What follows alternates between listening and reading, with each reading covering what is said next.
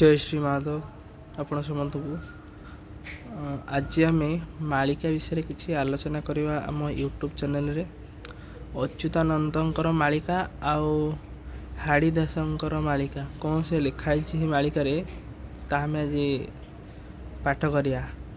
नाम भजने नकर हेला हे आसी घटिलाणी बेला अहनिशी भज कलकी कलकी मंत्रकु कंठे करी जपामाला कालिया बोदा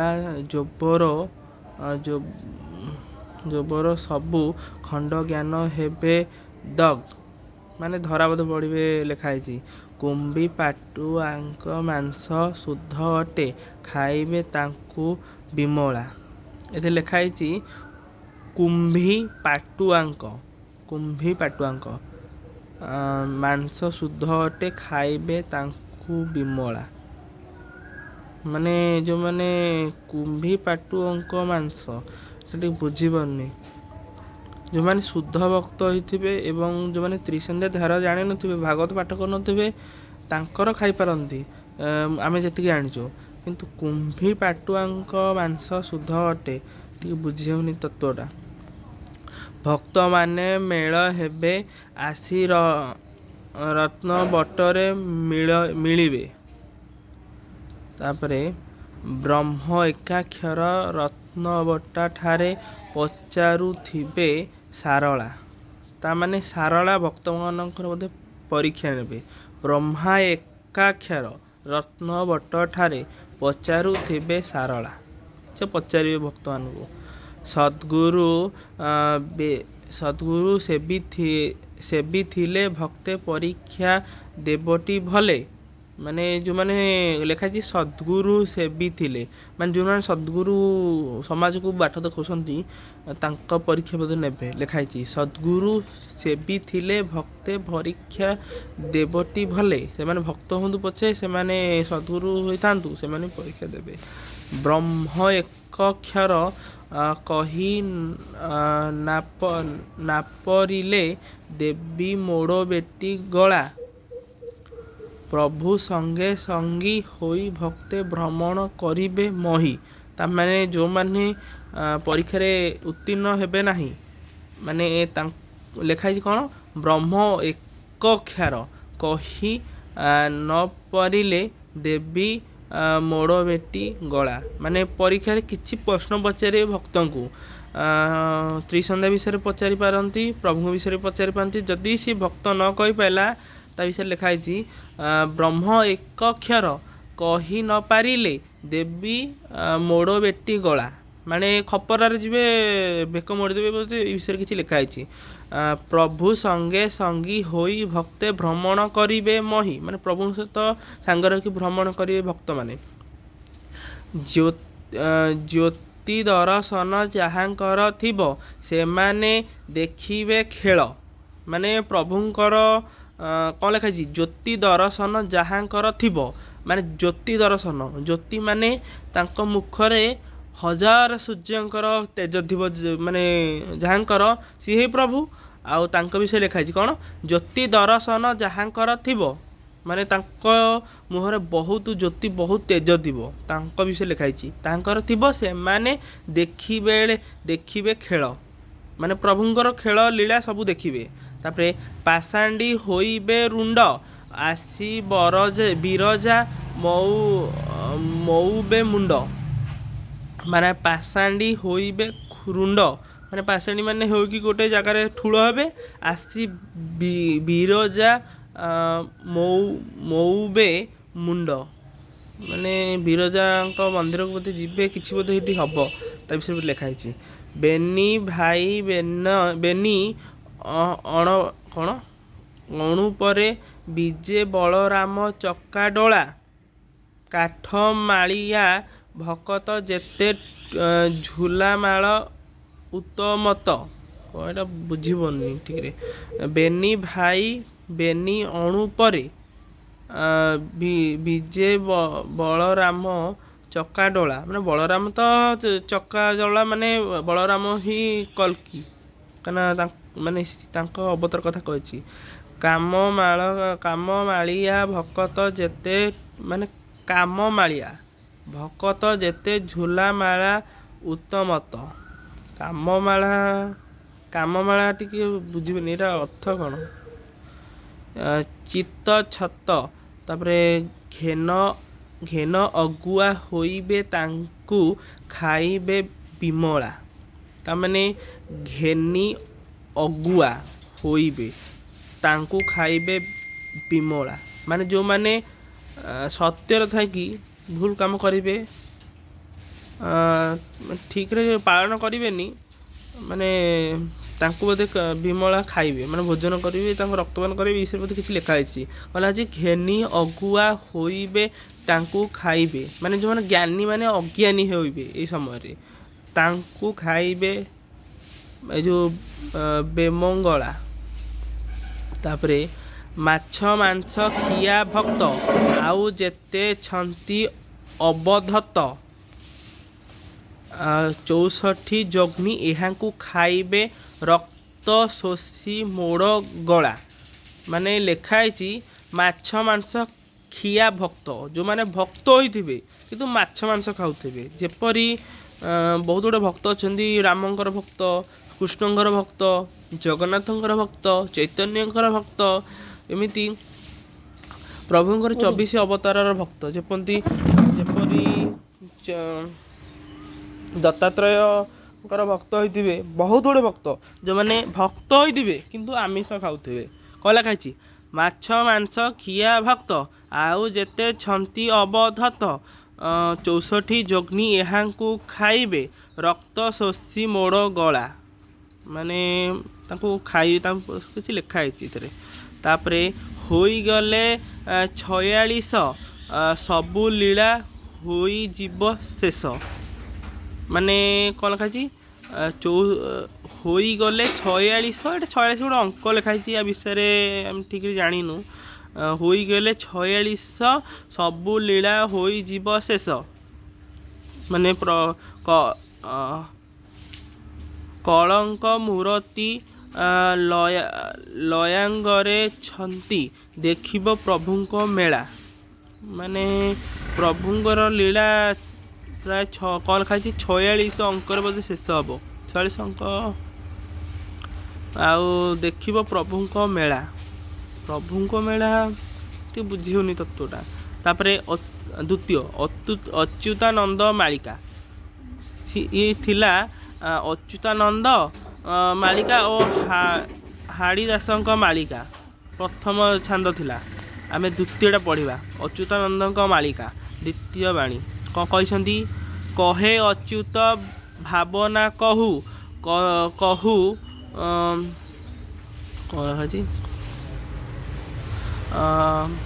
କହେ ଅଚ୍ୟୁତ ଭାବନା କହୁ କହୁ କଳି ଘୋଟିଣ ଗଲା। ଯେ କାଳ ରୂପ ନାହିଁ ଦରଶନ ସୁଜନେ ହେ ଟିକେ ବୁଝି ହେଉନି। କହେ ଅଚ୍ୟୁତ ଭାବନା କହୁ କହୁ କଳି ଘୋଟିଣ ଗଲା। ଯେ କାଳ ରୂପ ନାହିଁ ଦରଶନ ସୁଜନେ ହେ ସୁଖେଠି ଏଣୁ ଅଚ୍ୟୁତ ଖଲ ଗଲ ହେଲା ବେଳକୁ ବେଳ ଯେ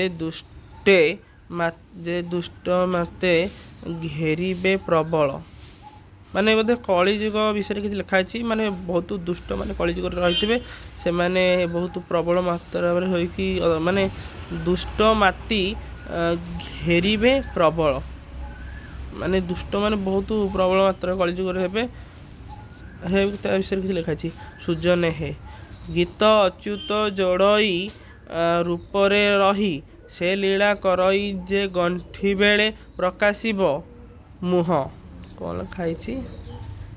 ଗୀତ ଅଚ୍ୟୁତ ଯୋଡ଼ଇ ରୂପରେ ରହି ସେ ଲୀଳା, ଗୀତ ଅଚ୍ୟୁତ ଯୋଡ଼ଇ ଭୂପତେ ରହି ସେ ଲୀଳା କରଇ ଯେ ଗଣ୍ଠି ବେଳେ ପ୍ରକାଶିବ ମୁହଁ। ମାନେ ଏଇଟା ବୋଧେ କଲ୍କିଙ୍କର କିଛି କଥା ବୋଧେ ଲୀଳା କଥା ଲେଖା ହେଇଛି। ମାନେ ମନୁଷ୍ୟ ତନୁରେ ଜନ୍ମ ହେବେ, ମନୁଷ୍ୟ ସହିତ ମାନେ କଥାବାର୍ତ୍ତା ଯେପରି ବହୁତ ମାନେ ସାମାନ୍ୟ ମଣିଷ ଭଳିଆ ସବୁ କିଛି କରିବେ, କିନ୍ତୁ ସେ ଅସାଧାରଣ। ତାଙ୍କ ଲୀଳା ସବୁ ପ୍ରକାଶ ପାଇବ ତାଙ୍କ ବିଷୟରେ ମଧ୍ୟ ଲେଖା ହେଇଛି। ଗଣ୍ଠି ବେଳେ ପ୍ରକାଶିବ ମୁହଁ, ଏ ସେ ଲେଖା ହେଇଛି।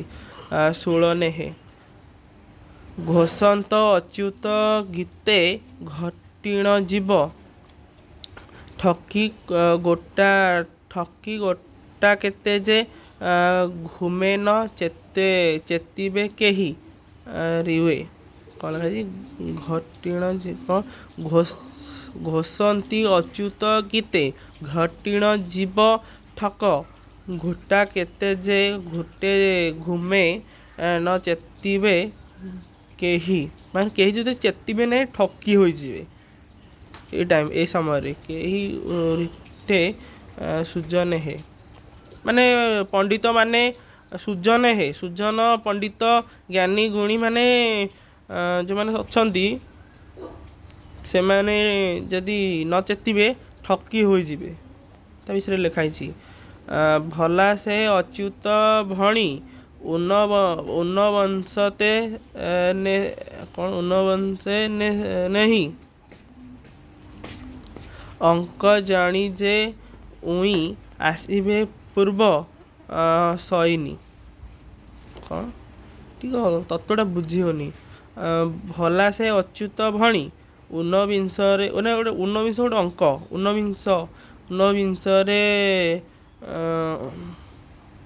ଊନବିଂଶରେ ନେସି, ଅଙ୍କ ଜାଣି ଯେ ଭଇ ଆସିବେ ପୂର୍ବ ସଇନି। ମାନେ ଊନବିଂଶ ଗୋଟେ ଶତାବ୍ଦୀ, ଊନବିଂଶ ଅଧ୍ୟାୟ, ଯେପରି ଆମେ ଭାଗବତରେ ପାଠ କରୁଛୁ। ଊନବିଂଶ ଗୋଟେ ଅଧ୍ୟାୟ, ସେଇଠି ଊନବିଂଶଚେ ଊନବିଂଶରେ ନେନି, ଅଙ୍କ ଜାଣି ଯେ ଉଇ ଆସିବେ ପୂର୍ବ ସଇନି। ମାନେ ଊନବିଂଶ ଅଙ୍କରେ ପୂର୍ବ ଭାଗରୁ କିଛି ସୈନ୍ୟ ଆସିବେ, ସିଏ ବିଦେଶୀ ସୈନ୍ୟ ହୋଇପାରନ୍ତି, ତା ବିଷୟରେ ଲେଖା ହେଇଛି। ସୁଜନେ ହେ ଚେତାଇ କହେ ଅଚ୍ୟୁତ, ଚାତଘନ ଋତୁ ଅଙ୍କରେ ଚେତ, ଯେ ଚେତା ଅବଶ୍ୟ ବୁଡ଼ିଯିବ ତ। କହିଛି ସୁଜନେ, ଟିକେ ବୁଝି ହଉନି। ଚେତାଇ କହେ ଅଚ୍ୟୁତ, ଚାତଘନ ଋତୁ ଅଙ୍କରେ ଚେତ, ଯେ ଚେତା ଅବଶ୍ୟ ବୁଡ଼ିଯିବ ତ। ସୁଜନେ ହେ, ଟିକେ ବୁଝି ହେଲାନି। ଛନ୍ଦରେ ଅଚ୍ୟୁତ କହେ ଜଗଥାଅ ମୋର ସକଳ ପୋଏ, ଯେ ଯନ୍ତ୍ରେ ନାମରେ କରି ଉପାୟ। ଉପାୟ ସୁଜନେ ହେ। ଝଗଡ଼ା ଅଚ୍ୟୁତ କଥା ଝୁଡ଼େ ପଶିବେ ଯେ ସକଳ ପୋତା, ଯେ ଝର କରୁଥିବେ ମୋତେ ସନ୍ତା। ସୁଜନେ ହେ। ନିଷ୍ଠାବାଣୀ ଅଚ୍ୟୁତ ଲଳିନେ ଅତି, ପ୍ରଖର ଯେ ଲୀଳା ଆଦ୍ୟ ହେବ ସେହିଠାର। ସୁଜନେ ହେ। କ'ଣ ଲେଖା, ଏଇଟା ଟିକେ ଲୀଳା ବିଷୟରେ ଲେଖା ହେଇଛି।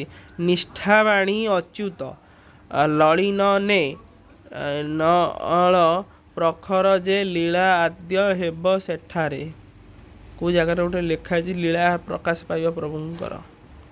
ସୁଜନେ ହେ। ଟେକ ଅଚ୍ୟୁତିର ବୋଲ, ଟଳିବକି ପୃଥ୍ୱୀ ହେବେ ଦଫାଳ, ଯେ କ'ଣ ଟାପକ ମଣିବେ ମୁତମେଳ। ତାପରେ ସୁଜନେ ହେ। ଠିକଣା ଅଚ୍ୟୁତ କଲେ ତିନିବ,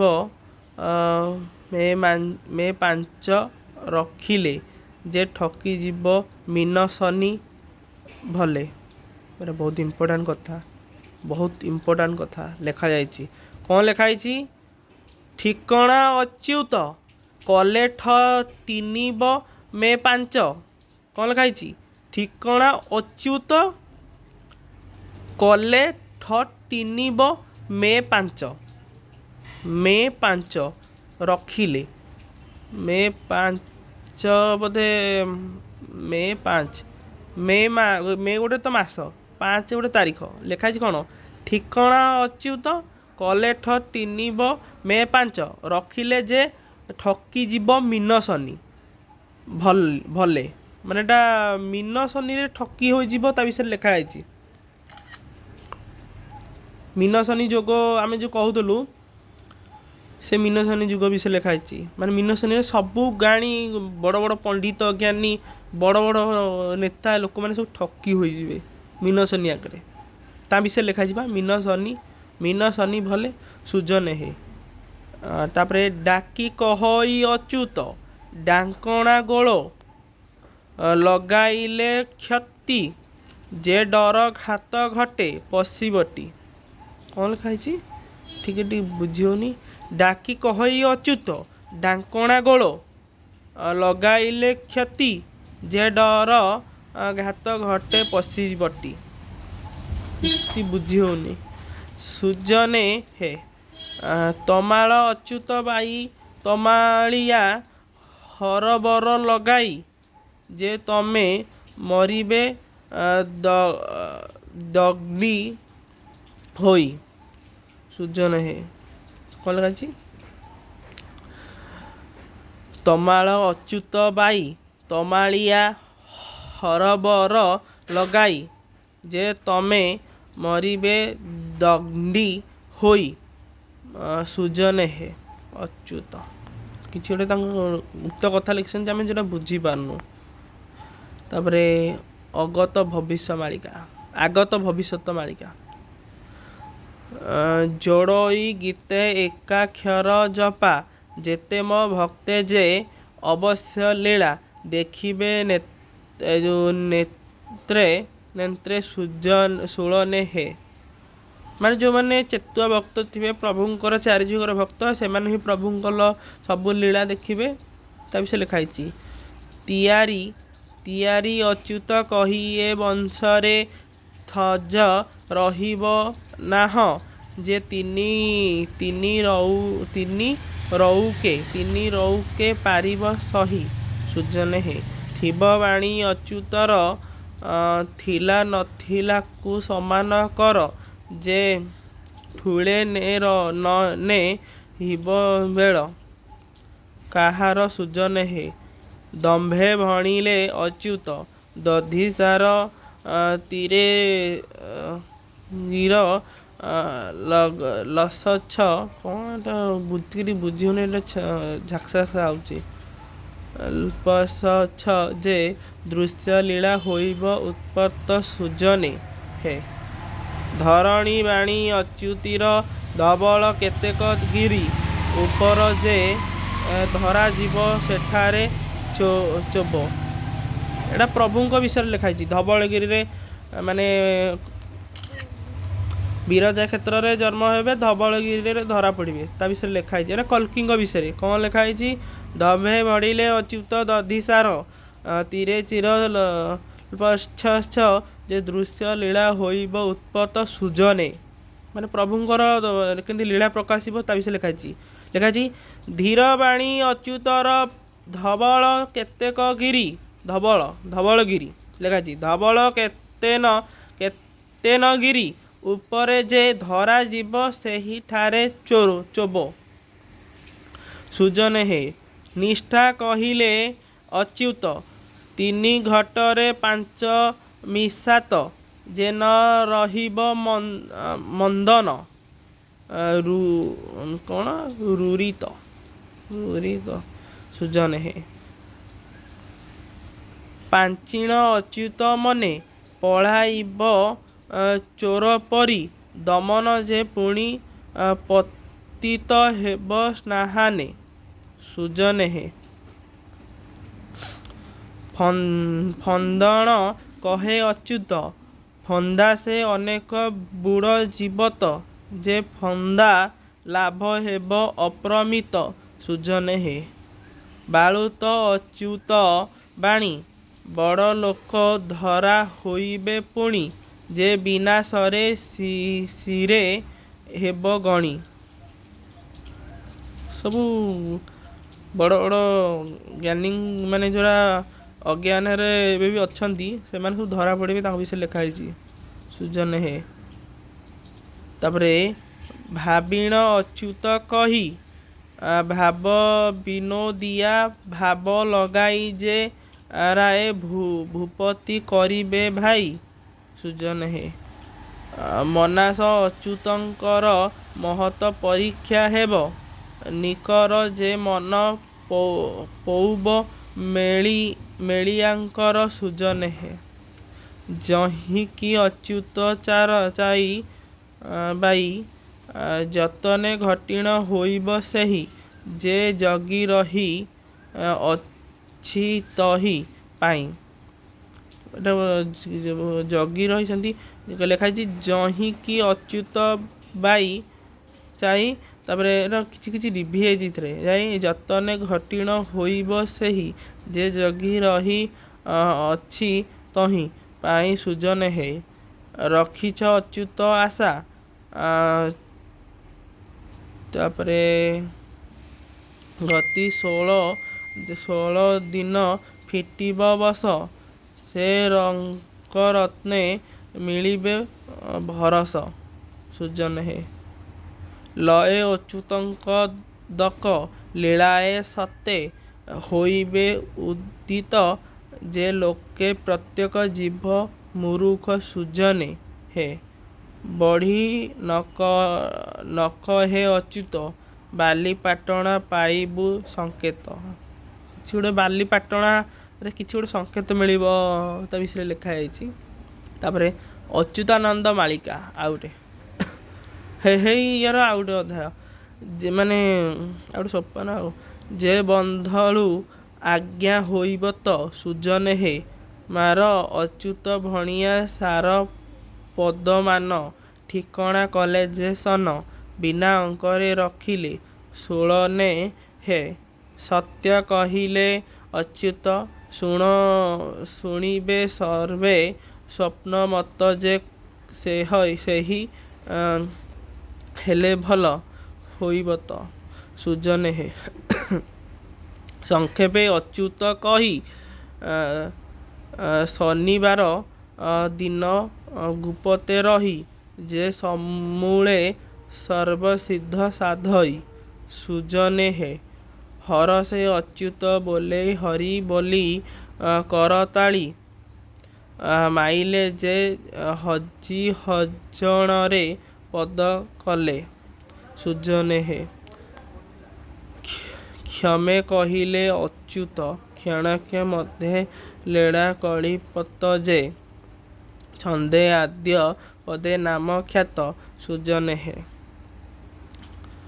ଇତି ଶ୍ରୀ ଅଚ୍ୟୁତ ଗୋସାଇଁଙ୍କର ଭବିଷ୍ୟତ ଦ୍ୱିତୀୟ ବାଣୀ ଶପଥ। ତାପରେ ତାଙ୍କର ତୃତୀୟ ବାଣୀ କଣ ଲେଖା ହେଇଛି କହୁ ଅଛ ମନ ଶୁଣ ହେ କଣ ଲେଖା ହେଇଛି ଚାଲ ଶ୍ରୀ ବୃନ୍ଦାବନ କ୍ଷିତିରେ ଜନମ ହୋଇଣ ବୃଥାରେ ଗଲା ଦିନ ଗଣ୍ଠି କରିଛୁ ଯେଉଁ ଧନ ଦିନେ ହୋଇବ ଦୂର ଘଡ଼ିବେ ଭେଳକା ଲଗାଇ ପଶି ଯିବେଟି ଚୋର ଉଦେ ହୋଇଛନ୍ତି ଦେଖି ହେ ଉଦୟଗିରିକି ଚାହ ଚୋର ଘେନିଣ ଚଉକଳା ବସ୍ତାର ଚଉବାହା ଛନକା ନୋହଣ ମନ ହୋ ଛଳ କରୁଣୁ ଆଣ୍ଟ ଜଗି ନ ପାରିଲେ ସୁମନ ମାରି ନେଟି ଖଣ୍ଟ। ଝଗଡ଼ା ମଣିରେ ତୁ ଅଛୁ ଝଗଡ଼ା ନୋହେ ସହେ ନିର୍ମଳରେ ପ୍ରକାଶ ହେବ ନଳିନ ବନ ତହିଁ। ଏଟା କିଛି ଲେଖା ଅଛି ବୁଝି ହଉନି। ଲେଖାଛି ତାହା ଟାପର ତୁ ମଣ ଦୁର୍ଜନେ ଶରଣ ଠୁଳେ ସତ ବାବୁ କହୁଛ ଏହି କଥା ପ୍ରମାଣ ଡର ପୁର ଅଛ ଜଟତେ କ'ଣ ଯଚତେ ଉରି ରହି ଆଶ୍ଚନ୍ତେ ନିଶ୍ଚନ୍ତେ ତମାଳ ମହିମା ନିନ୍ଦବେ ତେଣୁ ଭୟ ମୋ ଚିତ୍ତେ ଅଣ ଅକ୍ଷବେ। ତାପରେ ଅଚ୍ୟୁତାନନ୍ଦଙ୍କ ମାଳିକା ଆଉ ଗୋଟେ କ'ଣ ଲେଖା ହେଇଛି। ବାର ବାର ବତସର ଉପର ତିନି ଚେତ ସକୁ ଜାଣିଥା କେହ ନହେ କାହାର। ଥିଲା ଲୋକମାନେ ଭାବିବେ ହାଗଇ ନିଜ ଧନ। ଦୁଃଖୀ ଲେକେ ଦୟା କରିବେ ଅନାଦ ଭଗବାନ। ଦୁଃଖୀ ଦୁଃଖୀଙ୍କୁ ଦୟା କରିବେ ଭଗବାନଙ୍କ ବିଷୟରେ ଲେଖା ହେଇଛି।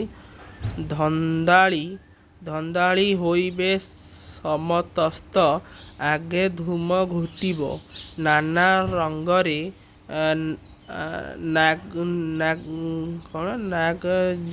ନାଗଞ୍ଜୁଣି ଲୀଳା ଲଗାଇବ। ତାପରେ ପତିଣ ଖପର ବିଗେଜା ଅଛ ପଥ ଆବରି। ଫେଡ଼ କହୁଅଛ ଜାଣିଆ ରେଲ ପଥକୁ କେହି। ବାହ ଆସିବେ ସୈନ୍ୟ ବଳବ ଯୁବ ଠୋଣଠାରୁ। ମାନେ ବିଦେଶୀ ସୈନ୍ୟଙ୍କର କଥା କିଛି ଲେଖା ହେଇଛି, ମାନେ ସବୁ ଆସିବେ ନା କ'ଣ ଲେଖା ଅଛି। ନାନା ରଙ୍ଗରେ ନାଗଜୁଣି ଲୀଳା ଲଗାଇବ। ପତଣ ଖପର ବିଗେଜା ଅଛ ପଥ ଆବରି ଲେଖା ହେଇଛି। ଫେଡ଼ କହୁଅଛ ଜାଣିଆ ରେଲ ପଥକୁ ହେରି। କ'ଣ ଲେଖା ହେଇଛି। ଫେଡ଼ କହୁଅଛି ଜାଣିଆ ରେଲ ପଥକୁ ହେରି, ମାନେ ରେଳ ପଥରେ ଜଣେ ବିଦେଶୀ ଲୋକ ଆସିବେ। ଲେଖା ହେଇଛି ଫେଡ଼ କହୁଅଛ ଜାଣିବା ରେଳ ପଥକୁ ହେରି। ରେଳ ପଥରେ ଆସିବେ।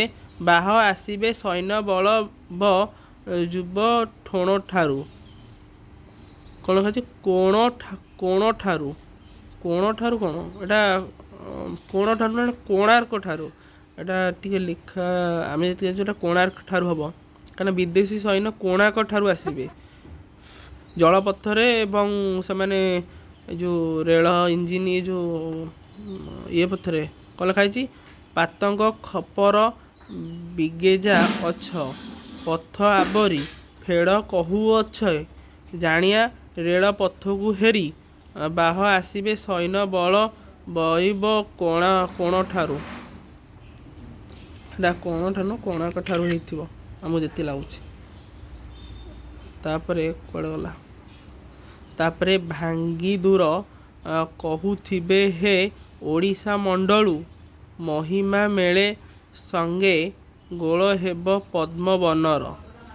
ମାନେ ଓଡ଼ିଶାରେ କ'ଣ ଲେଖା ହେଇଛି। ମହିମା ମେଳେ ସଙ୍ଗେ ଗୋଳ ହେବ ପଦ୍ମବନର। ମାନେ ଓଡ଼ିଶା ବିଷୟରେ କିଛି ଲେଖା ହେଇଛି। କ'ଣ ଲେଖା ହେଇଛି। ବାହ ଆସିବେ ସୈନ୍ୟ ବଳ ବୟୁବ କୋଣାର୍କ ଠାରୁ।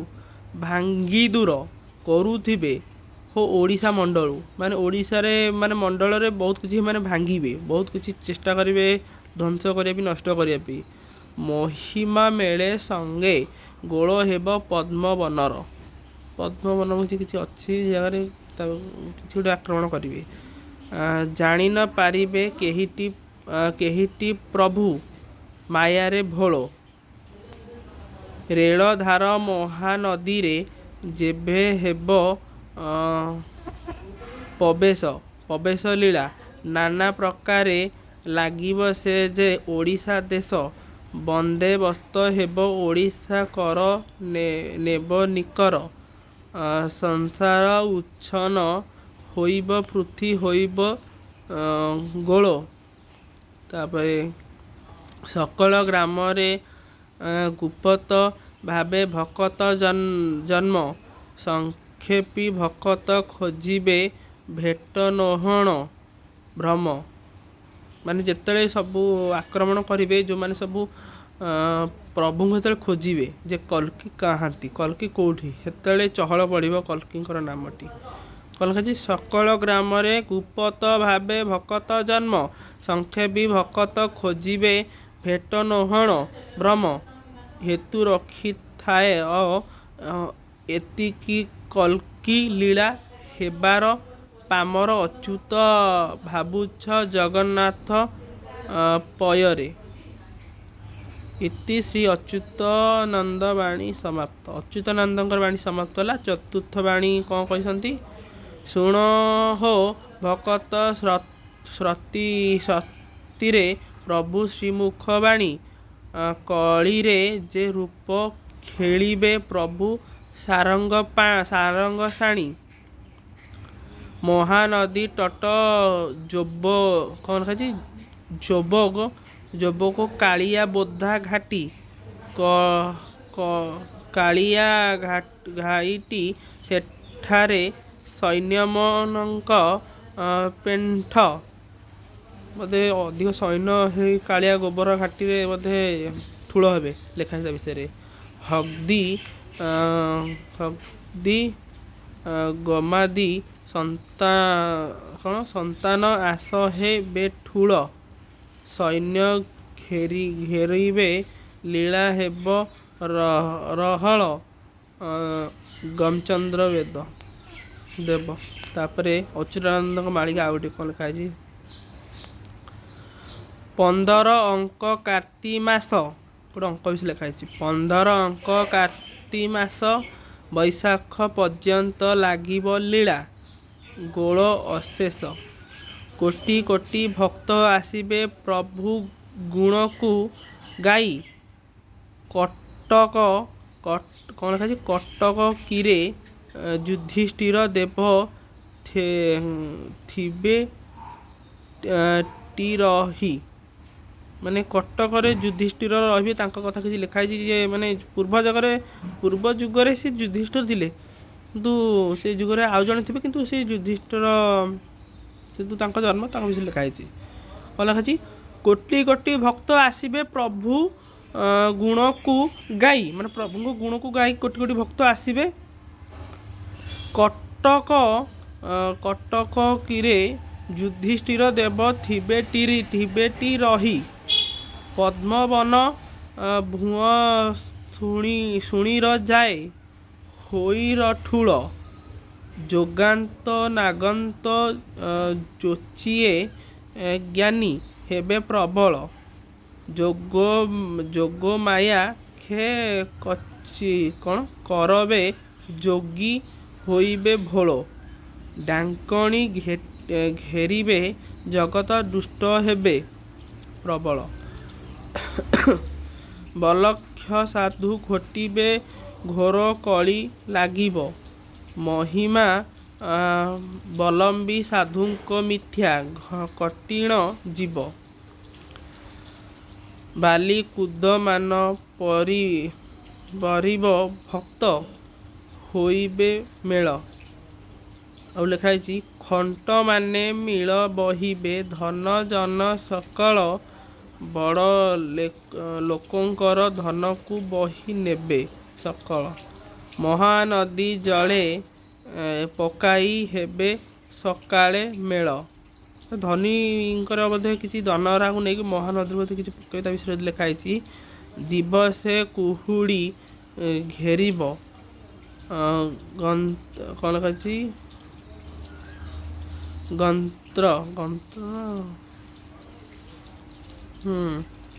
ଲେଖା ହେଇଛି ଗନ୍ତ୍ର ପ୍ରାୟ ହୋଇବ, କଟକ କଟିର ଅବସ୍ଥା କେହୁ ମୁଖେ କହିବ। ତାପରେ ହଗ୍ଦି ଗମାଦ ସାଧୁଏ ଠୁଳ ହୋଇନଥିବେ, ଗତର ହଜାର ନାଗନ୍ତ ଆସିଣ ପ୍ରବେଶିବେ, ସେବେକେ ଅଙ୍ଗୁଳି 1300 ଉତ୍ତରରୁ ଆସିବେ। ନାଗନ୍ତ ବୁଝି ହଉନି। ଦକ୍ଷିଣ ଦିଗରୁ ତେଲଙ୍ଗା ରଣରଙ୍ଗ ହୋଇବେ। ଋଷିକୁଲ୍ୟା ଠାରୁ କାଶୀ ନଟର ଯାଏ ଯେ ବେଢ଼ିଛେ, ମାନେ ସେଇ ଦକ୍ଷିଣ ଦିଗରୁ ତେଲେଙ୍ଗା ବୋଧେ ରଣରଙ୍ଗା ହୋଇବେ, ମାନେ ବୋଧେ ସୈନ୍ୟ ଆସିବେ ବୋଧେ ଆଉ। ଋଷିକୁଲ୍ୟା ଠାରୁ କାଶୀ ନଟର ଯାଏ ଯେ ବେଣିତେ ସେଠାଛି କ'ଣ ସେଠାଛି ସମ୍ବଳପୁରକୁ ଯେଉଁ ବେଢ଼ି ଆସିବେ।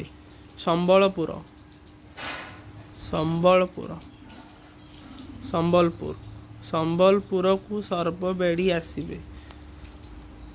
ପଶ୍ଚିମ ଦିଗରୁ ଦମନ ବଳ ଧାଇଁ ଆସିବେ।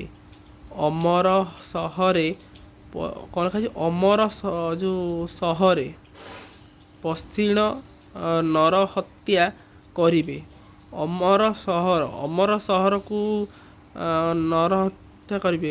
ଆମେ ଯେତିକି ଜାଣିଛୁ ପୂର୍ବ ଅମରାବତୀ ଥିଲା ଯାଜପୁର, ଏବେର ଅମରାବତୀ ହେଉଛି ଭୁବନେଶ୍ୱର। କେଉଁ ଅମରାବତୀ ବିଷୟରେ କୁହାଯାଇଛି ଆମେ ଠିକରେ ଜାଣିପାରୁନୁ। ଲେଖାଛି ଅମର ସହରେ ପଶ୍ଚିମ ନରହତ୍ୟା କରିବେ। କାଶୀ ନଗରେ ଗୋଳ କରିବ ବହୁ ସୈନ୍ୟଙ୍କୁ ନାଶି। ସମ୍ବଳପୁରରେ ପ୍ରବେଶୀ ଗୋଳ ହେବ ବିଶେଷୀ। ସମ୍ବଲପୁରରେ ପ୍ରବେଶ ଗୋଳ ହେବ ବିଶେଷୀ।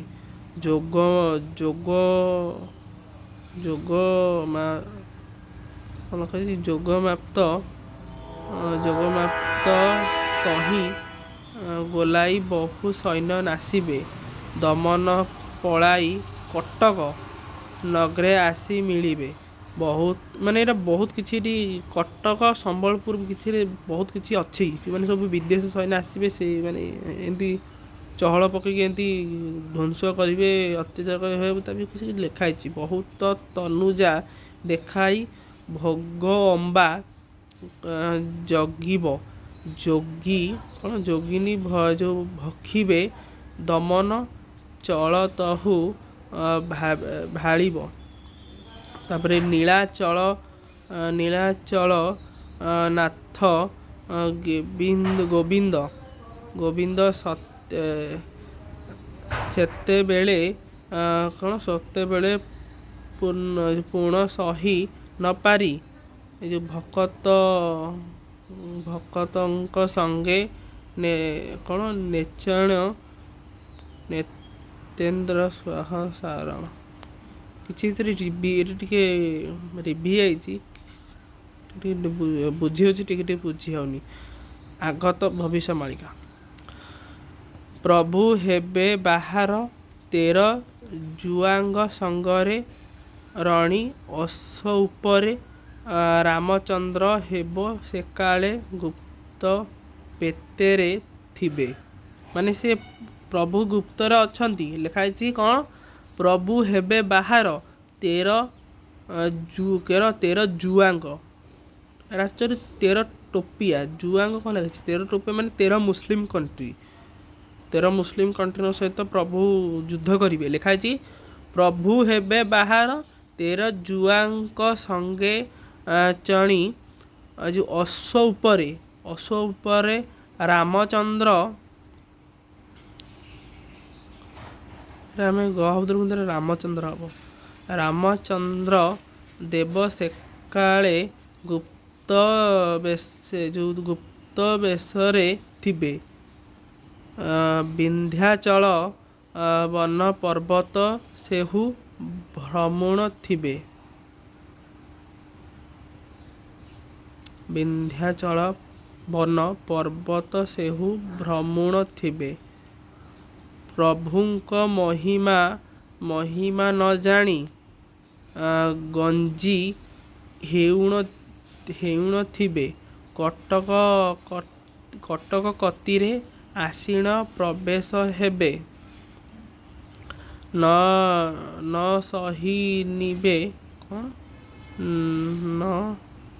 ସହିନିବେ କେହି ରାଜା ମଉନେ ଥିବେ। କାଠ କାଠ ଯୋଡ଼ି ଯେଉଁ ତଟ ଦେଖିଣ ରଣା ସଣ୍ଡେ ରହିବେ କାଳିଆ ବଦାରେ ସାଧୁଏ ଲୀଳା ଖେଳାରିବେ। ନାନା ଉପଭୋଗେ ରହିବେ ପ୍ରଭୁ ଗୁଣ ଘୋଷିବେ। ଭୀମସେନ ପ୍ରଭୁ ଥିବେ ଯେ ହଂସନାଥଙ୍କ ପଶ ତାଙ୍କ ସଙ୍ଗେ ହଂସନାଥ ଯେ କହୁଥିବେ ଭବିଷ୍ୟ। ଅଷ୍ଟାଚଣ୍ଡୀଙ୍କୁ ସଙ୍ଗେ ନେଇଣ ଯୋଗରାରେ ପ୍ରବେଶ। ଶାରଦା ଖେଳିବେ କଟକରେ। ଏଇଟା ଇମ୍ପୋର୍ଟାଣ୍ଟ କଥା ଲେଖାହେଇଛି ଶାରଦା ଖେଳିବେ କଟକେ ଭକ୍ତ ହୋଇବେ ବଣ। ମାନେ ଭକ୍ତ ମାନେ ବଣା ହୋଇଯିବେ ଶାରଦା କଟକରେ ଖେଳିବେ। କ'ଣ ଲେଖାହେଇଛି? ଶାରଦା ଖେଳିବେ କଟକେ ଭକ୍ତ ହୋଇବେ ବଣ କି ବଣା ଯାହା ହଉ। ଅଲୋକିତ ଲୀଳା କରିବେ ଦେବୀ ଝଙ୍କଡ଼ବାସୀ। ପଦ୍ମେ ଭକ୍ତ ଦେଖି ଉଲ୍ଲାସ ହେବେ କଟକବାସୀ। କଳା ଧଳା ଅଶ୍ୱ ଉପରେ ପ୍ରଭୁ, ମାନେ କଳା ଧଳା ଅଶ୍ୱରେ ପ୍ରଭୁ ଆସିବେ। କଳା ଧଳା ଅଶ୍ୱ ଉପରେ ପ୍ରଭୁ ହେବେ ବାହାର। ଭୁବନେଶ୍ୱରରେ ରହିବେ ପ୍ରଭୁ କ'ଣ ଲେଖାଛି? ପ୍ରଭୁ ରଙ୍ଗା ଅଧର। ଖଣ୍ଡଗିରି ସିଦ୍ଧ ସ୍ଥାନରେ ଯେତେ ଅଛନ୍ତି ଋଷି। ମାନେ ପ୍ରଭୁଙ୍କର ମାନେ ଏଇଠି ପ୍ରଭୁ କେଉଁଠି ରହିବେ? ପ୍ରଭୁ ଭୁବନେଶ୍ୱର ଖଣ୍ଡଗିରିରେ ରହିବେ ଲେଖାହେଇଛି। ଏଇଟା କ'ଣ ଲେଖାଛି? କଳା ଧଳା ଅଶ୍ୱ ଉପରେ ପ୍ରଭୁ ହେବେ ବାହାର। ଭୁବନେଶ୍ୱରରେ ରହିବେ ପ୍ରଭୁ ରଙ୍ଗା ଅଧର। ଖଣ୍ଡଗିରି ସିଦ୍ଧ ସ୍ଥାନରେ ଯେତେ ଅଛନ୍ତି ଋଷି ସକଳେ ବାହାର ହୋଇବେ ପ୍ରଭୁ ନାମକୁ ଘୋଷି। ମାନେ ପ୍ରଭୁ ନାମକୁ ଘୋଷିକି ଖଣ୍ଡଗିରି ସ୍ଥାନରେ, ମାନେ ଖଣ୍ଡଗିରି ଗୋଟେ ବଡ଼ ପାହାଡ଼, ତା ଭିତରେ ବହୁତ ଯୁଗରୁ ମାନେ ଋଷିମାନେ ତପସ୍ୟା କରୁଛନ୍ତି। ସେମାନେ ବାହାରିବେ ପ୍ରଭୁଙ୍କ ନାମକୁ ଧରି। କ'ଣ ଲେଖାଛି? ହୋଇବେ ପ୍ରଭୁ ନାମକୁ ଘୋଷି। ତାପରେ ଲେଖାଛି ସକଳେ ସେ ବେଳେ ଠୁଳ ଯେ ହେବେ ବିନ୍ଦୁ ସାଗର। କପିଳେଶ୍ୱର ଭେଟ ଦେଇ ହୋଇବେ ସୁପକାର। ତାପରେ କ'ଣ ଏଇଟା ଗୋଟେ ତ୍ରିଜଟା ଅଂଶ ଯେ ବୁଲିଣ ସବୁ ଦେଖିଣ ଥିବେ। ମାନେ ତ୍ରିଜଟାଙ୍କର ବଂଶ ମାନେ ବୁଲିକି ଦେଖୁଣ ଥିବେ। ମାୟାଧର ଲୀଳା କାହୁ ସେ ଅବା ଜାଣି ପାରିବେ। ମାନେ ମାୟାଧର କଲ୍କିଙ୍କର ଲୀଳା ତ୍ରିଜଟାଙ୍କର ବଂଶଧର ଜାଣିପାରିବେ ନାହିଁ। କ'ଣ ଲେଖାଛି? ମାୟାଧର ଲୀଳା କାହୁ ସେ ଅବା ଜାଣି ପାରିବେ। ଭ୍ରମରେ ପଳାଇ ଯାଇଣ କୋଣାର୍କରେ ମିଳିବ। ଆମେ କହୁଥିଲୁ କୋଣାର୍କରେ ସବୁ ମିଳିବ। କ'ଣ ଲେଖାଛି? ମାୟାଧରଙ୍କ ଲୀଳା କାହୁ ସେ ଅବା ଜାଣି ପାରିବେ। ଭ୍ରମରେ ପଳାଇ ଯାଇଣ କୋଣାର୍କରେ ମିଳିବ। ମହାଯୁଦ୍ଧ ଦେଖି ସେଠାରେ ଭ୍ରମ ଜାତ ହୋଇବ। ମାନେ କୋଣାର୍କରେ ଗୋଟେ ମହାଯୁଦ୍ଧ ହେବ। ଆଉ ସାଗରେ ପଳାଇ ଯିବ ସେ ଚାନ୍ଦବାଲି। କ'ଣ ଲେଖାଛି? ସାଗରେ ପଳାଇ ଯିବ ସେ ଚାନ୍ଦବାଲି। ସାଗରେ ମାନେ ବିଦେଶୀ ସୈନ୍ୟମାନେ ତ ସାଗରରେ ଆସିବେ, ମାନେ ଜଳପଥରେ। କିନ୍ତୁ ଚାନ୍ଦବାଲି ଗୋଟେ ଅଛି ଭଦ୍ରକର ଗୋଟେ ଚାନ୍ଦବାଲି ଗୋଟେ ଅଛି ଗୋଟେ ଜାଗା। ତା ବିଷୟରେ ଲେଖାଛି ନା ଆଉ କେଉଁ ଜାଗା ଟିକେ ଜାଣି ହେଉନି। ଲେଖାଛି ପଳାଇ ଯିବେ ଚାନ୍ଦବାଲି। ତାପରେ ବିରଜା ଧାଇଣ ଦମନଙ୍କୁ କରିବଟି ବଳି। ଯାଜପୁର ନଗରେ ସେକାଳେ ଶୂନ୍ୟବାଣୀ ହୋଇବ। ଏଇଟା ମନେ ରଖୁଥିବ, ଏଇଟା ବହୁତ ଇମ୍ପୋର୍ଟାଣ୍ଟ କଥା ଲେଖାହେଇଛି ମାଳିକାରେ। କ'ଣ ଲେଖାଛି? ବିରଜା ଧାଇଣ ଦମନଙ୍କୁ କରିବଟି ବଳି। ମାନେ ଦମନଙ୍କୁ ସେ ବଳି ମାନେ ବୋଧେ ମାରିବେ, ମାନେ ଯେଉଁମାନେ ସବୁ। କ'ଣ ଲେଖାଛି? ବିରଜା ଧାଇଣ ଦମନଙ୍କୁ କରିବଟି ବଳି। ଯାଜପୁର ନଗରେ ସେକାଳେ ଶୂନ୍ୟବାଣୀ ହୋଇବ। ମାନେ ଯାଜପୁରରେ ଯେଉଁ ବିରଜାଙ୍କର ଗୋଟେ ଶୂନ୍ୟବାଣୀ ମଧ୍ୟ ହେବ। ଯାଜପୁର ନଗରେ ସେକାଳେ ଶୂନ୍ୟବାଣୀ ହୋଇବ। ସେକାଳେ ଗୋଟେ ଶୂନ୍ୟବାଣୀ ହେବ। ଯେମିତି ଶୂନ୍ୟବାଣୀ ହୋଇଥିଲା, ଯେମିତି କଂସକୁ ଦେବକୀଙ୍କର ଅଷ୍ଟମ ସନ୍ତାନ ମାରିବ, ଯେମିତି ତାଙ୍କୁ ଶୂନ୍ୟବାଣୀ ହେଇଥିଲା, ଆକାଶରୁ କହିଥିଲା ଯେ କଂସ ଦେବକୀର ଅଷ୍ଟମ ଗର୍ଭ ତୋତେ ମାରିବ। ସେଇଭଳିଆ ଶୂନ୍ୟବାଣୀ ଗୋଟେ ହେବ, ସମସ୍ତେ ଜାଣିବେ। ତାପରେ ଲାଖବିନ୍ଦା ପଡ଼ିଆରେ ଯେ ଲକ୍ଷେ ବଳି ପଡ଼ିବ। ଲେଖାଛି ଲାଖବିନ୍ଧା ପଡ଼ିଆରେ, ବୋଧେ ବିରଜାଙ୍କ କ୍ଷେତ୍ରରେ ବୋଧେ କିଛି ଗୋଟେ ଅଛି ସେଇ ଲାଖବିନ୍ଧା ପଡ଼ିଆ, ଯେ ଲକ୍ଷେ ବଳି ପଡ଼ିବ। ସକଳ ଦିଗରୁ ଦେବତା ଦେବୀ ହେବେ ବାହାର, ମାନେ ଦେବାଦେବୀ ବାହାରିବେ ସେଇ ଜାଗାରୁ ବୋଧେ। ନର ରଙ୍ଗେ ମିଳି ଖେଳିବେ। ନର ରଙ୍ଗେ ଖେଳି ମିଳି ଖେଳିବେ। ନର ରଙ୍ଗେ ମାନେ ନରଙ୍କର ରକ୍ତରେ ମିଳ ଖେଳିବେ।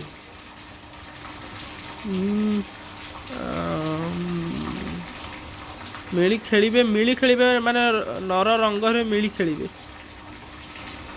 ଆପଣ ତ ବୁଝିଥିବେ, ଆଉ ଆମେ କ'ଣ କହିବୁ। ଅଚ୍ୟୁତାନନ୍ଦଙ୍କ ମାଳିକା। ଆପଣ ଲେଖାଛି କଟକ ଯେ କଟିର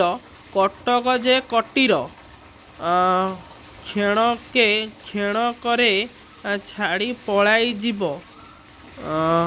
ତ୍ରିଜଟା ଅଂଶ। ମାନେ ଲେଖା ହେଇଛି କଟକ ଯେ କଟିର କ୍ଷଣକରେ ଛାଡ଼ି ପଳାଇ ଯିବ ତ୍ରିଜଟା ଅଂଶ। ତ୍ରିଜଟାଙ୍କର ଅଂଶ ବୋଧେ କଟକରେ କିଛି ଅଛନ୍ତି, ସେମାନେ ଛାଡ଼ି ପଳାଇବେ।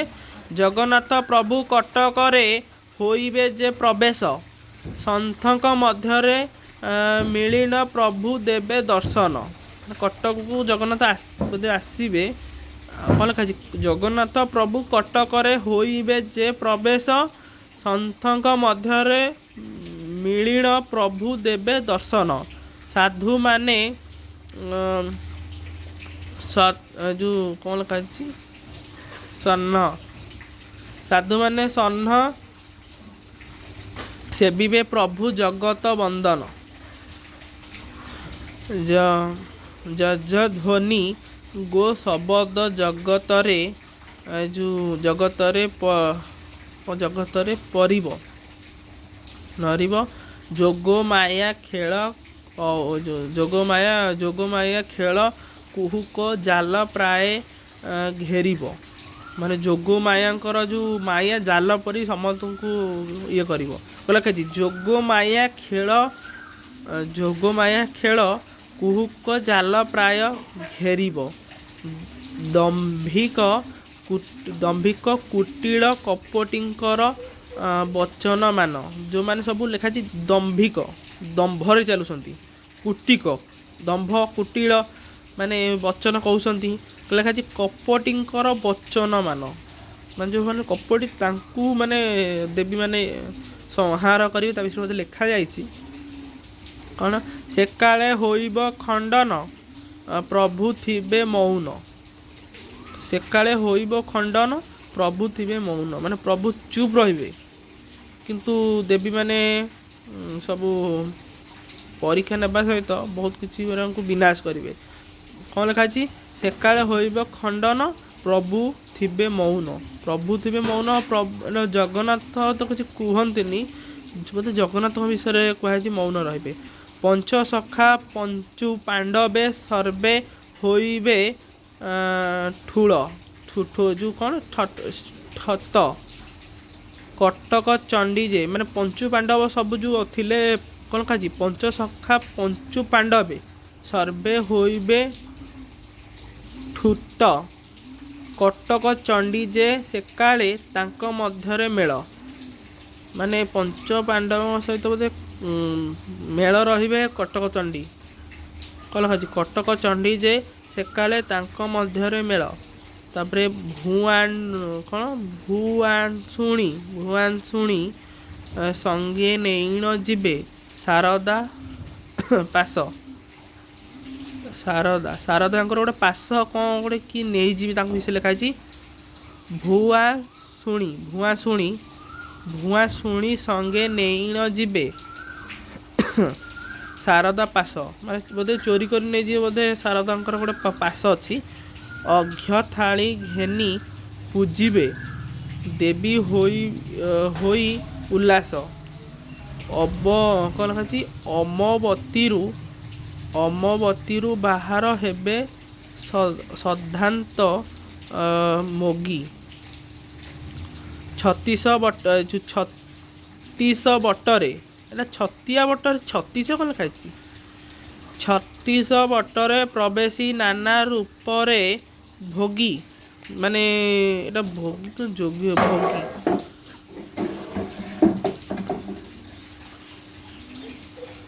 भोगी लंढ भंड होई भकत गण संगरे नहीं कालिया बोधारे प्रवेशी प्रभु गुण को गाई 16 मठर जे संतान 16 मठर जे संतान सर्वे होइबे ठूल एटा एक्चुअली 16 मठर जे संतान एटा 16 मंडल बोधे हो 16 माने प्रभुंकर कल्किंगर 16 मंडल गोटे हम 16 मंडल भक्त माने ठूल बोधे होइबे ठोल मठर जे संतान सर्वे होइबे ठूल जगत दिशिब सेकाले सिना बहु उल्लल एकाक्षरे नाम भजन करुथिब बाजे जन समस्त कौन लिखा समस्त सेकाले जानिब भक्ति होइब पूर्ण धर्मरे आश्रित से जन सदा होइण थिब भैरवीर नरु से बेले सना सेहु बंचिब माने जो माने प्रभुंकर भक्त थे कौन लिखा प्रभु कौन लिखा माने प्रभुंकर 16 मंडल भक्तर किसी हम ही ना भैरवी जो रड़ी दब से रड़ी रे तांकर किसी हम ही ना माने लिखा धर्म रे आनित कौन लिखा धर्म रे आश्रित आनित न अक्षर बुझी होनी माने बहुत टी रिभि रिभि जाइए जानी होनी धर्म रे आश्रित से जन सदा होइण थिब भैरवी माने जी माने धर्म रे थिबे तांकर भैरवी डाकर किछि हबनी भैरवी रड़ी रु से बेले सेना सेहु बंचिब माने भैरवी रड़ी शुभिले आखिरू रक्त बाहरी कान माने कानरू रक्त बाहर माने मनीष माने माने बहुत माने पागल टाइप हो माने भैरव रड़ी बहुत माने बहुत खराब बहुत शक्तिशाली माने रड़ी तांकर भैरवींकर प्रभुंकर तीन निधि जे पंच पांडव गण अस्त्र शस्त्र धरी बाहर हेबे जे देवगण माने देवगण सहित पंचशंका माने माने पंचु पांडव माने सब एकाठी हेबे टिकर गोहरी युद्ध को प्रभु हेबे बाहर टिकर गोहरी युद्ध को प्रभु हेबे बाहर टिकर कौन टिकर गोहरी युद्ध को प्रभु हेबे बाहर तमरे पामर अच्युत कहई दोषन धर मोर 9 लक्ष साधु पूरीबे पूरी ठारू मान कहे 9 लक्ष साधु पूरीबे पूरी ठारू कटक माने माने लिखा 9 लक्ष बोधे 90 लक्ष हो 90 लक्ष बोधे साधु पुरी रु कटक जाए बोधे हेबे तापरे लिखा कहूँ आम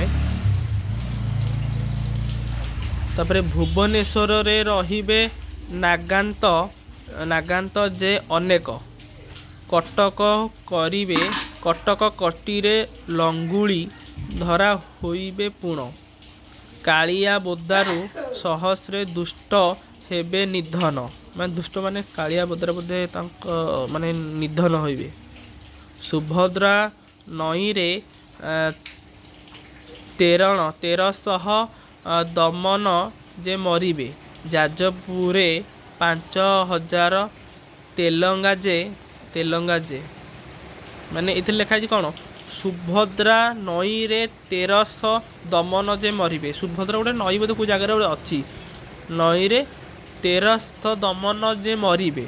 जाजपुरे 5000 तेलंगा मरिबे। तापर कौन लिखाची पथर मुंडेई ठारू जे व्याघ्र बाहर हेब भोग अम्बा सैन्य भकिब एका जो भकत थिब। द्वादश हर्ग जो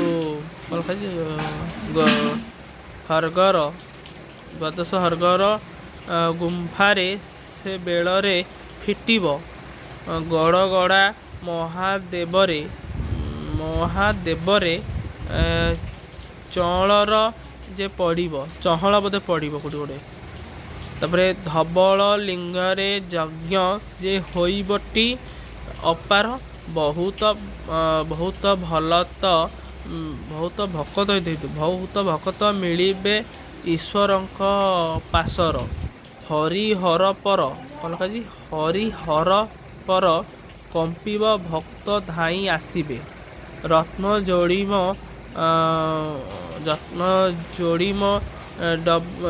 डिब शिवे भक्त माने देखिबे।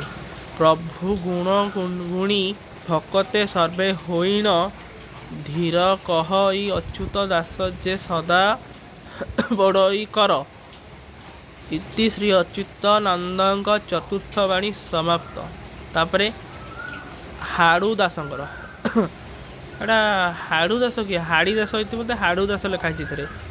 हाड़ू दासंकर आगत भविष्य मालिका कौन लिखिं पढ़ा।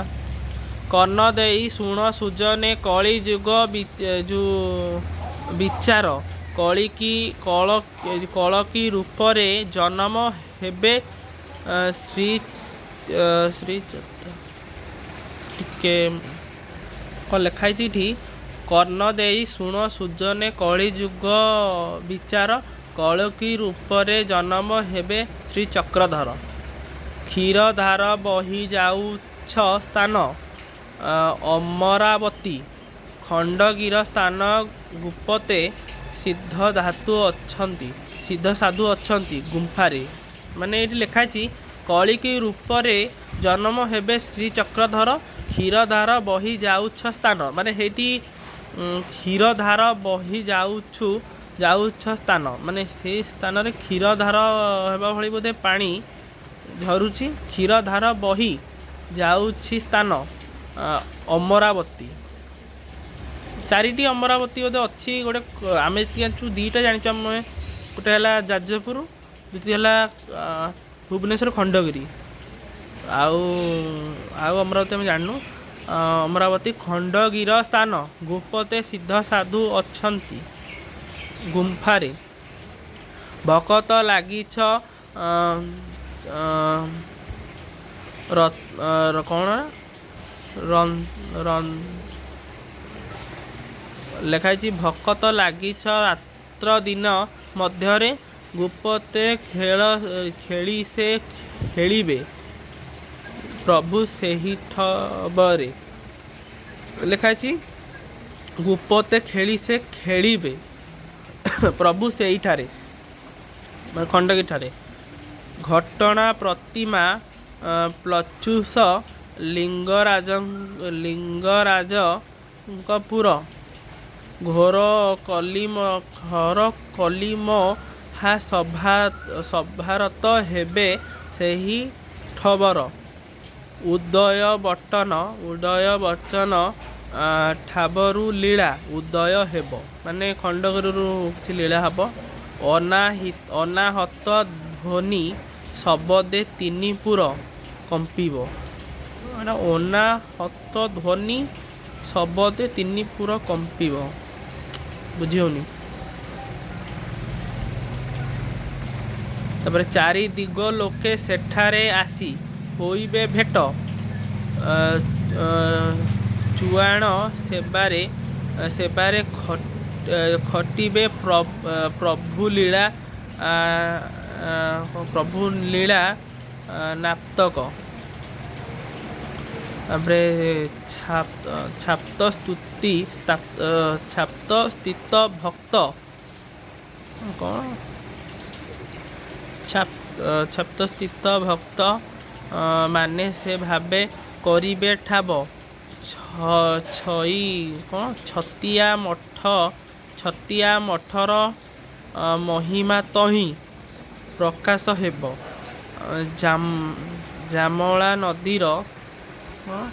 ଜାମଳା ନଦୀର ଧାରଟି ପଦ୍ମ ପୋଖରୀ ଖ୍ୟାତ। ଜନମ ହେଇବେ ଆପଣେ ପ୍ରଭୁ ଶ୍ରୀ ଜଗନ୍ନାଥ ଖାଡ଼ ଖଣ୍ଡଗିର। ତାପରେ ଅଚ୍ୟୁତଙ୍କର ଆଉ ଗୋଟେ ବାଣୀ। ଗୁମ୍ଫାରେ ପ୍ରଭୁଙ୍କର ସେଠାର ଝଲମଲ ଜ୍ୟୋତି ବାହାରେ ଲୀଳା ଚହଟ ହେବ। ନରାୟଣ ସପ୍ତ ଅଟନ୍ତି ନର ଦେହରେ ବେପ। ଲୀଳା ବେଳକୁ ସେ ହୋଇବେ ଲୀଳ ଧବଳ ରୂପ। ମାନେ ଲୀଳା ବେଳେ ସେ ଲୀଳା ଧବଳ ରୂପ ହୋଇବେ। ତାପରେ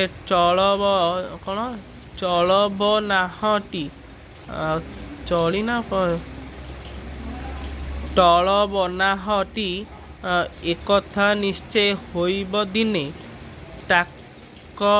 ଟାକ ରହଛନ୍ତି ଭରସା କରି ଭକ୍ତମାନେ। ଲେଖାଯାଇଛି ଟାକ ରହନ୍ତି ଭରସା କରି ଭକ୍ତମାନେ। ଟାକି ରହିଛନ୍ତି ଲେଖାଯାଇଛି ଟାକି ରହିଛନ୍ତି ଭରସା କରି ଭକ୍ତମାନେ। ଠାବ କରି କହେ ଅମରାବତୀ ପୂର୍ବ କଣର ଠକ୍ କରି କହିଲେ ହାଡ଼ୁଆ ଦାସ କମାର। ଡାଙ୍କେଣି ମାତିବେ ଅନେକ ଡର ଘୋଟିବ ଆଗେ। ଡକାୟତ କଳି କରିବେ ସାଧୁମାନଙ୍କ ସଙ୍ଗେ। ତମାଳି ଶିଖିବେ ଅନେକ ମାଜା ତପସ୍ୱୀମାନେ। ତମପଣେ ନାଶ ହୋଇବେ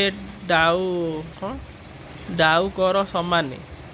ଅଣହେତୁ ବିଦ୍ୟା ଶିଖିବେ ଅଣହେତୁରେ ପଡ଼ି। ଅସାଧୁ ସଙ୍ଗରେ ମାତବେ ଦେଇ ଟଙ୍କା। ତାପରେ ଟଙ୍କା କଉଡ଼ି ସ୍ତ୍ରୀ ସଙ୍ଗତରେ ମାତିବେ ଥୋକେ ମଜାତ ପଶି। ତକ ଶାସ୍ତ୍ର କହିଣ ଜ୍ଞାନ କହିବେ ହସି। ସ୍ଥାନ ଛଉଯିବେ ଦେବତା ସ୍ଥାନେ ରହିବେ ନାହିଁ। ମାନେ କଳିଯୁଗରେ ଦେବତା ମାନେ ରହିବେନି, ସବୁ ପାଷାଣ୍ଡ ହୋଇଯିବେ। ତାପରେ ପ୍ରଭୁଙ୍କର ଜନ୍ମ ପରେ ସବୁ ଦେବତା ମାନେ ଜନ୍ମ ନେବେ, ତାଙ୍କ ବିଷୟରେ ବୋଧେ ଲେଖା ହେଇଛି। ସ୍ଥାନେ ରହିବେ ନାହିଁ। ଥୋଇଲା ଠାବରୁ ପଦାର୍ଥ ନେଉଥିବେ ଚୋଘଇ। ମାନେ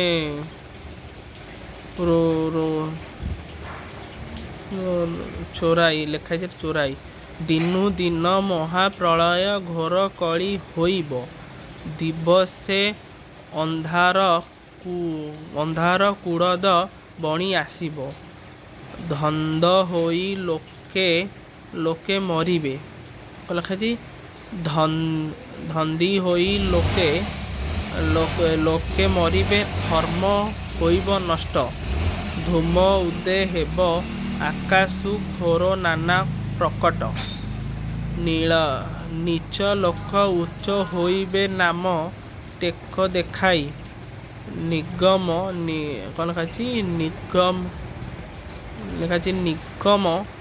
ନିଗମ ବଚନ କହିଣ ଜ୍ଞାନ କହିବେ ସେହି।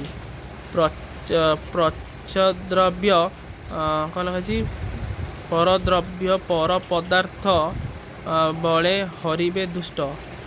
ମାନେ ପରମାନଙ୍କର ଧନ ଦ୍ରବ୍ୟକୁ ଦୁଷ୍ଟମାନେ ହରି ନେବେ, ମାନେ ଚୋରି କରି ନେବେ, ହରିବେ ଦୁଷ୍ଟ। ପ୍ରମାଦ ପ୍ରମାଦ ପଉବ ଅନେକ ପ୍ରାଣୀ ହୋଇବେ ନଷ୍ଟ। ଫିରି ଫିରା ପାଣି ବର୍ଷାଇ ଇନ୍ଦ୍ରବୃଷ୍ଟି କରିବ। ମାନେ ତାମାନେ ବର୍ଷା ଆଗକୁ ହେବ ନାହିଁ, ଶସ୍ୟରା ନଷ୍ଟ ହୋଇଯିବ।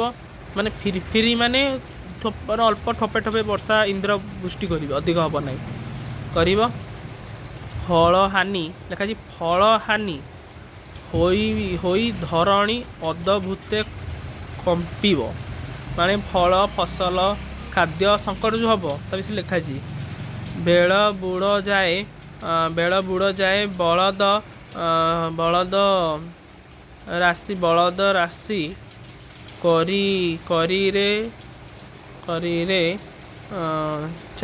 କରିରେ ଚାଷ।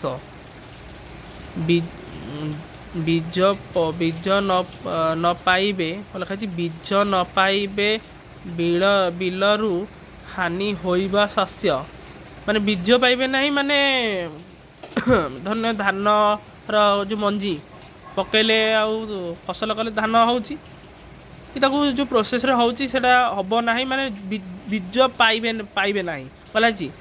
ବୀଜ ନ ପାଇବେ ବିଲକୁ ହାନି, ମାନେ ବିଲକୁ ହାନି ହେବ ଯାହେଲେ। ହୋଇବ ଶସ୍ୟ ଭୂମି ଉତ୍ପାତ ହୋଇବ ଦଶ ଦିଗ ଅନ୍ଧାର।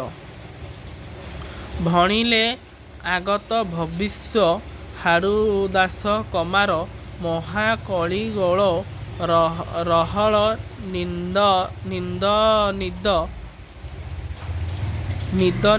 ହୋଇବ ମୁକୁଲ। ଦେବଙ୍କ ଅଙ୍କରେ ସୈନ୍ୟମାଡ଼ ଆସବ ଯୁଗ ଶେଷ କଳି। ଏରା କଳିଯୁଗର ଶେଷ ବେଳୁ ହେବ, କଳିଯୁଗ ତ ଶେଷ ହୋଇସାରିଛି ତା ବିଷୟରେ ଲେଖା ହେଇଛି। ଅଚ୍ୟୁତାନନ୍ଦଙ୍କର ମାଳିକା। ଭାରତ ଯୁଦ୍ଧ ହୋଇବ ଗୋଳ ଯମମା ସାତ ଭଉଣୀ ଧରିଥିବେ ଖପର। ରକତ ନଦୀ ଯେ ବହିବ ତିନି ପୁର ପାବେନି। ରସନ ବୁଲାଇ ଧଇଁବେ ନରକୋଟି କାନ୍ତାନି। ଲାଭ ଖଣ୍ଡଗିରି ମଧ୍ୟରେ ଯୁଦ୍ଧ ସମର ହେବ। ମାନେ ଖଣ୍ଡଗିରିରୁ ଯୁଦ୍ଧ ଆରମ୍ଭ ହେବ, ମାନେ ଯୁଦ୍ଧ ସମର ହେବ ଲେଖା ହେଇଛି। ଲିଙ୍ଗରାଜ କ୍ଷେତ୍ର ମଧ୍ୟରେ ଭୈରବୀ ଡାକିବ। ଲିଙ୍ଗରାଜ କ୍ଷେତ୍ର ଆମ ତ ଜଗନ୍ନାଥ କ୍ଷେତ୍ର ହେଉଛି ପୁରୀ, ଆମ ସମ୍ପୂର୍ଣ୍ଣ ଓଡ଼ିଶାଟା ଲିଙ୍ଗରାଜ ଗୋଟେ କ୍ଷେତ୍ର ଅଛି। ଲିଙ୍ଗରାଜ କ୍ଷେତ୍ର ମଧ୍ୟରେ ଭୈରବୀ ଡାକିବ। ବାହାର ହୋଇବେ ବିରଜା। ସେତେବେଳେ ବାହାରିବେ ବିରଜା କରେ ଖପର ଧରି। ବାରଣ ବେଳକୁ ଭକ୍ତକୁ ବାଛି ରଖିବେ ହରି। ମାନେ ସେବେଳେ ଭକ୍ତଙ୍କୁ ବାଛି ରଖିବେ ହରି। ମାନେ ଲେଖା ଅଛି ବାରଣ ବେଳକୁ ଭକ୍ତଙ୍କୁ ବାଛି ରଖିବେ ହରି। ସମ୍ବତ୍ସର 500 କଳି ହୋଇବ ଶେଷ ଲେଖା ହେଇଛି। ଏଇଟା ପୁରା ସମ୍ପୂର୍ଣ୍ଣ ମାନେ କଳିଯୁଗର ଶେଷ ବିଷୟରେ ଲେଖା ହେଇଛି। କଲା ଅଛି ସମ୍ବତ୍ସର 500 କଳି ହୋଇବ ଶେଷ। ମାନେ 500 ମାନେ 500 ମାନେ 5100 କେତେ ବର୍ଷ ମାନେ ଭୋଗ ହେବ। 5 ବର୍ଷ ଲେଖା ହେଇଛି କ'ଣ ସମ୍ବତ୍ସର 500 କଳି ହୋଇବ ଶେଷ। ସତ୍ୟଯୁଗ ଆଦ୍ୟ ହୋଇବ ଶୁଭ ଯୁଗ ପ୍ରକାଶ। ସିଦ୍ଧ ସାଧୁମାନେ ବସିବେ ସଭା ଆଚମ୍ବ କରି। ସେହି ସହସ୍ରକୁ ପଜିବେ ପଟୁଆର ଆବରି। ହରି ଶବଦରେ ମାତିବେ ହର ଭକତମାନେ। ହରଷ ହୋଇଣ ଦେଖିବେ ଦୁଃଖୀ ଦରିଦ ମାଜନ।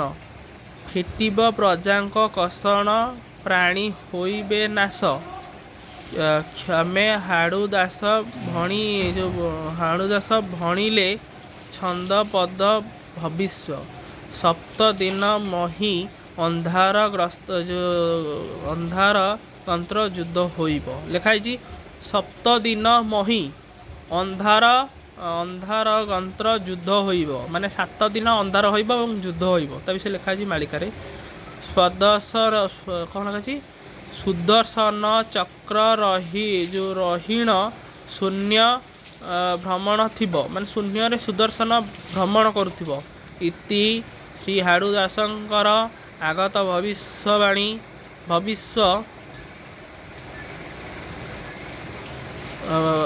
ଭବିଷ୍ୟ ମାଳିକା ସମାପ୍ତ। ତାପରେ ଲେଖା ହେଇଛି ଶ୍ରୀ ଗୁରୁବାଣୀ। ଗୁରୁବାଣୀ କ'ଣ? ଶୁଣରେ ମନୁଆ ଗୁରୁ ଘର ପାଠ ଏପାଠ ପତିଲେ ତୋତେ ଦିଶୁଥିବ ବାଟ। ମାନେ ଏଇ ପାଠ ପଢ଼ିଲେ ଆମକୁ ବାଟ ଦିଶୁଥିବ। ମାନେ ମାଳିକାକୁ ଯଦି ଆମେ ଅନୁସରଣ କରିବା ସବୁ ସତ୍ୟ କିଛି, ଏଇଟା ପଥରର ଗାର, ମିଛ ନୁହଁ। ଆଉ ଆମକୁ ସଂସାରରେ ବାଟ ଦେଖାଯିବ, ଦିଶୁଥିବ ବାଟ। ଅମଡ଼ା ମାଡ଼ିରୁ ପଥେ ରହିଲେ ଗମନ କାହ କଣ୍ଟା ନମାଡ଼ିବୁ ଜାଣିଲେ ଭଜନ। ବଙ୍କୁଳା କ'ଣ ହେଉଛି? ବଙ୍କୁନାଳ ମୂଳଧାର ଯେବେ ଜଣିପାରୁ ଜଗିପାରୁ ତେବେ ଗୋଲାହାଟ କରି ଯାଇ ଆସିପାରୁ। ଅନାଦି ଅଲେଖ ନିରଞ୍ଜନ ପରଂବ୍ରହ୍ମ ଅବ୍ୟକ୍ତ ପୁରୁଷ ହରି ଜଗତ ଜୀବନ। ଯାହାଙ୍କ ଲୀଳା ଏହି ଜଗତେ ପୂରିଛି ତାହାଙ୍କୁ ସହିଲେ ମନ ଭୟ ନାହିଁ କିଛି। ଯାହାଙ୍କୁ ଆମେ ଭଜିବା, ଯାହାଙ୍କୁ ଆମେ ମାନିବା, ସଂସାର କାହାକୁ ଡରିବାନି। ତା ବିଷୟରେ ଲେଖା ହେଇଛି ସଦ୍ଗୁରୁ ପଦେ ସେବି ଦୁଅ ଶୁଦ୍ଧମତି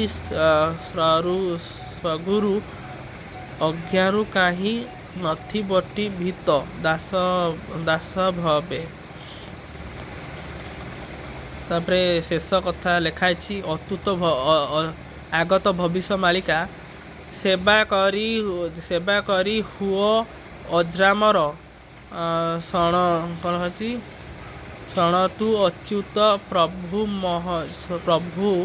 ମହିମା ବଖାଣ। କ'ଣ ଅଛି?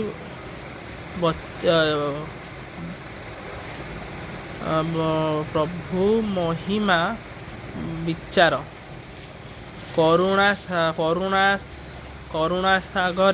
କରୁଣାସାଗର ପଦେ ଦିଅ ମତ ତୋର ଅବଶ୍ୟ ଭେଟିବୁ ପଦ୍ମ କମଳାଙ୍କ ବୁର।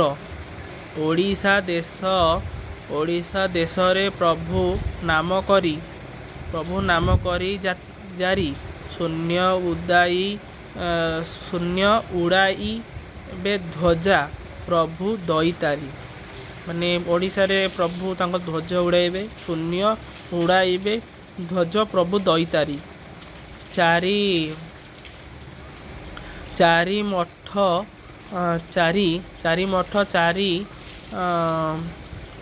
ଚଠ କମ୍ପିଣ ଉଠିବ ଭକ୍ତମାନଙ୍କ କଷଣ କ୍ଷଣକେ ମେଣ୍ଟିବ। ମାନେ ଭକ୍ତମାନଙ୍କ ଯେଉଁ କଷ୍ଟ ଯେଉଁ ହେଉଛି, ମାନେ ପାପୀମାନେ ତାଙ୍କୁ କଷ୍ଟ ଦେଉଛନ୍ତି, ତାଙ୍କ କଷ୍ଟ ସବୁ ମେଣ୍ଟିବ। ମାନେ ପ୍ରଭୁ ତାଙ୍କୁ ରକ୍ଷା କରିବ, ଭକ୍ତମାନଙ୍କୁ ମେଣ୍ଟିବ। ସେ ହରି ପଦ ସ୍ମରଣ କରହୋ ଅଚ୍ୟୁତ ଦେଖିବୁ ଗୁଜରୀ ଲୀଳା ଅବ୍ୟକ୍ତ ମୂରତି। ଅତୀତ ପାବନ ପ୍ରଭୁ କମଳା ରମଣ ଭକ୍ତଙ୍କ ପାଇଁ କଲେ ଏ ଲୀଳା ଭିଆଣ। ଏବଂ ଲୀଳା ମଧ୍ୟ ଯେ ଗୋଲମରୀ ଲୀଳା ମାର ନିରାକାର କହୁଛନ୍ତି ଅଚ୍ୟୁତ ଆଗର। ଖଣ୍ଡଗିର ବରପୁଟ ଦେବ ଜନାର୍ଦ୍ଦନ ଶିରେ ସାଥୀ ବାଧ ପ୍ରଭୁ ରହିବେ ସେ ସ୍ଥାନ, ମାନେ ଖଣ୍ଡଗିରିରେ ରହିବେ ସେ ସ୍ଥାନରେ ଲେଖା ହେଇଛି। କହିଛି ଖଣ୍ଡଗିର ବରପୁଟ ଦେବ ଜନାର୍ଦ୍ଦନ ଶିରେ ସାଥୀ ବାଧ୍ୟ ପ୍ରଭୁ ରହିବେ ସେ ସ୍ଥାନ। କୋଟି କୋଟି ଭକ୍ତ ସ୍ଥାନେ ହେବ ମେଳ, ସେତେବେଳେ ଜଗତ ଯେ ଦିଶିବ ଉଲ୍ଲୋଳ। ନ କର ମନେ ଭଳେଣି, ଭଜ କମ୍ଭପାଣି, ଭକତ ବତ୍ସଳ ପଦ୍ମପଦ ସେବା ଜାଣି।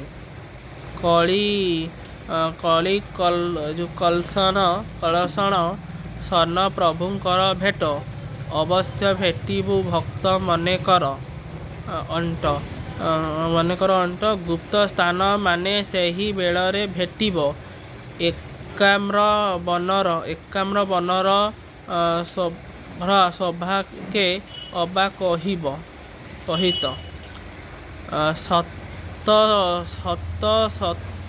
ସତ ଭାଷା ଲୋକମାନେ ମୁଖରେ ଭଣିବେ, ହିଂସା କପଟ ସେବେଳେ ସବୁ ପାସୋରିବେ। ସାଧୁଜନ ମାନଙ୍କ ନାମ ଟାଣ ହେବ, ଲୋକମାନଙ୍କର ଦୁଃଖ ସେ କାଳେ ମେଣ୍ଟିବ। ଶ୍ରୀହରି କୃପାରୁ ମୁଁ କହିଲି ଏମାନ, ଅଚ୍ୟୁତି ଦାସ ତୁ ଭଲ ଜଗତ ବୁନ୍ଦନ। କାର୍ତ୍ତକ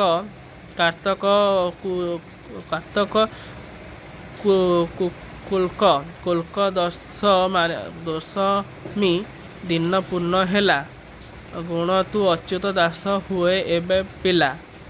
ଇତି ଶ୍ରୀ ଅଚ୍ୟୁତାନନ୍ଦଙ୍କ ଶ୍ରୀମୁଖ ବାଣୀ ସମାପ୍ତୟ। ସଦାଚର ଶ୍ରୀ ଜଗନ୍ନାଥ ନକନ୍ତ ସିଟି ସେମଠ। ଜୟ ଶ୍ରୀ ମାଧବ।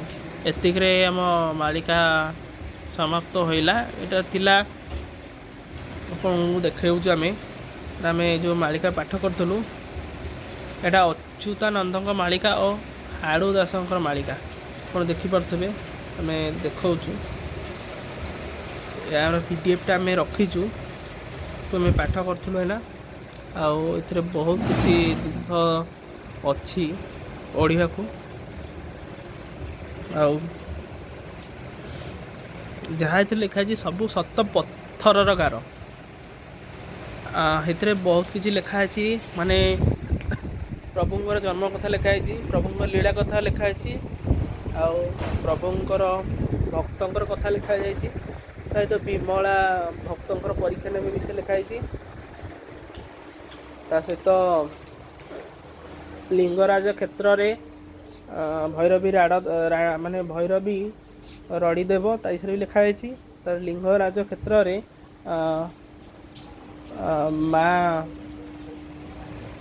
ମା ଆସିବେ, ମାନେ ପାପୀମାନଙ୍କୁ ବିନାଶ କରିବା ପାଇଁ। ବହୁତ କିଛି ତ ଲେଖା ହେଇଛି।